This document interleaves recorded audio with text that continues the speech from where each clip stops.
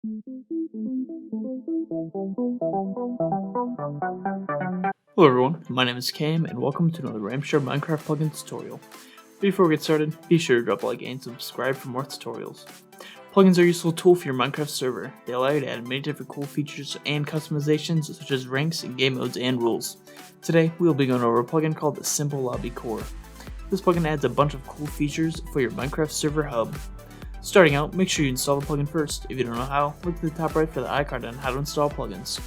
Some of the cool features this plugin offers is custom join and quit messages, launch pads, ability to give your players double jump, a warp system, and multiple custom world settings.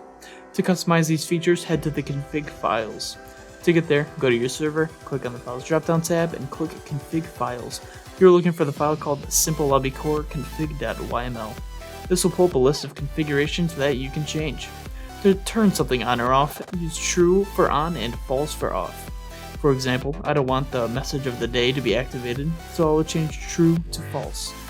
Some of the settings you can change is to enable a boss bar, a PvP sword, enable or disable an action bar, and even enable or disable the scoreboard. After configuring your settings, click save and restart your server. Head into your server. To create a hub, type the command \SLC set hub.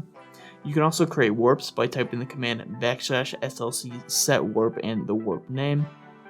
To see a list of the warps, type the command \SLC warps.